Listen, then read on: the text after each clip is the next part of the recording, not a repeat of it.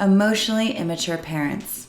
It's a topic I haven't fully covered before because I don't like to place blame anywhere. I like to understand it from the perspective that when we know better, we do better. But a lot of people don't take that responsibility to do the work. And so those of us who are born to these parents have a lot of inner work to do, which is why I've dedicated my life to it. Because once we do the inner work, we get to reclaim our true selves. In this video, I'm going to explain it all.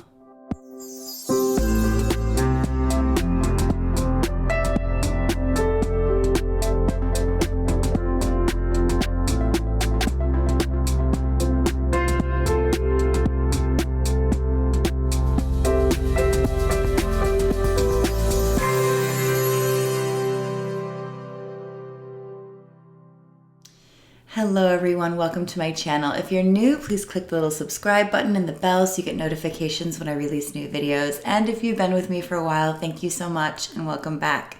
Today is a difficult subject. We're going to be talking about emotionally immature parents. You know, one of the things that we do as kids is we self-blame so that we don't have to have the fear of survival. If our parent isn't capable of raising us, then we are in survival mode. And so often we do become hypervigilant because of that reason anyway. We do have that fight or flight instinct that kicks in because we can sense something is off. But the first thing I want to say about emotionally immature parents, what is that? What it means is they are deathly afraid of intimacy. And they will do anything to not have to be fully emotionally engaged, specifically strong emotions. Emotions scare emotionally immature people because they don't know how to deal with it.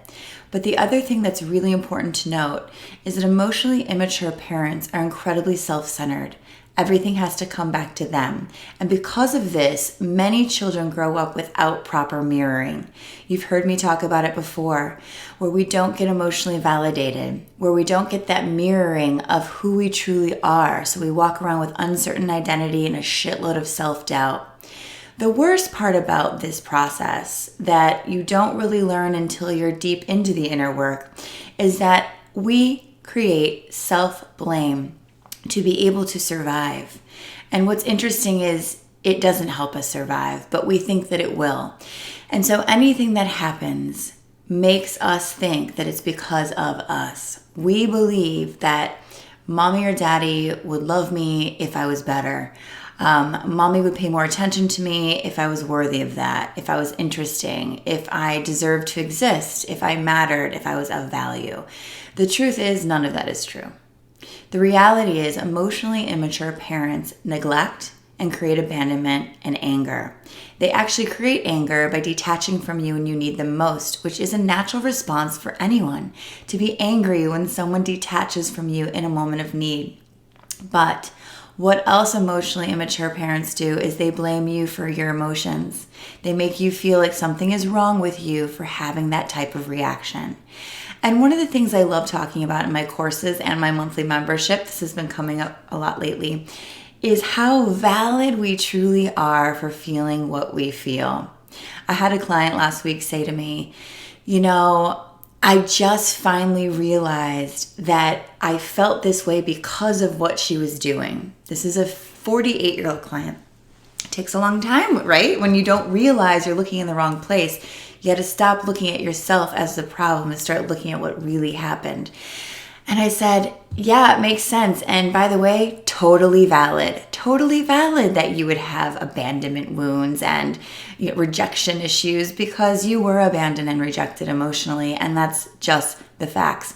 And so when we can start seeing the people in our lives that created these negative emotional experiences for us, for who they are, we can also start to see who we truly are. See, up until we do this inner work, we really have this foggy concept of self because we're so used to taking on the over responsibility and the overly developed empathy that comes from being raised by emotionally immature parents. If you guys didn't know, I just designed this course called Emotional Rehab. It is for those of us who have some inner child work to do and heal those emotional wounds that never got validated or integrated. When they don't get integrated, they cause negative cycles, specifically in relationships, because we're trying to get that need met and we need to learn to meet it ourselves and then share with others. What else happens is we develop very large emotional pain bodies that create triggers anytime anything that reminds us of any of these issues pops up. And so we overreact to something we think we shouldn't, which causes more of that shame game I talk about, that internalized toxic shame where we think, oh my gosh, there's something wrong with me that I have self-doubt. There's something wrong with me that I have uncertain identity. There's something wrong with me that I have such a huge reaction to jealousy or competition or fear or love. All these things that scare us because we weren't raised in an environment that taught us about ourselves, about emotion, and about relationships. So we suffer. So the other thing I want to mention is so often highly sensitive people will come to me and they've just decided that I'm just too sensitive. One of the main things emotionally immature parents do is tell you that you're highly sensitive or too sensitive because they truly don't want to engage emotionally. Now, what happens when we're raised like this, right? People say, well, I know better. I can do better. It's not about knowing better. Oh, I know how I was raised. I know about this. It's about integrating the healing into your inner child and upgrading that experience subconsciously. Because you can know better and still attract toxic people, selfish people, emotionally immature people, addicts, narcissists. And the reason we do that is because the emotional imprint is familiar. And until we change that emotional imprint, which means going in and doing the inner work and really being with ourselves, self-partnering and reparenting in a way where we become what we always needed. Of course, you're not going to know how to naturally do that, which is another thing people say to me. I should just know. Why should you know? You never went to school for this? You didn't just out of nowhere decide, I know how to develop myself and emotionally heal? Of course not, which is why I do what I do, because I needed this many, many years ago. And if you're watching this, you probably do too. So we have to do that work where we literally become emotionally intimate with ourselves. We realize the boundaries we need and we stop sharing with people that are unsafe to share with.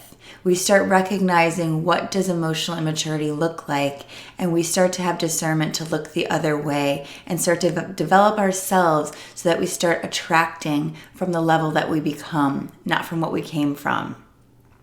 So I wanted to mention that Emotional Rehab is now open for enrollment. You can check the link below. You will get to be in my private Facebook group for the full year, and we will do lives every single week, and we will talk about all the things. So if you're interested in recovering your true self and being the person you were born to be, please join me on this journey. I love you guys so much.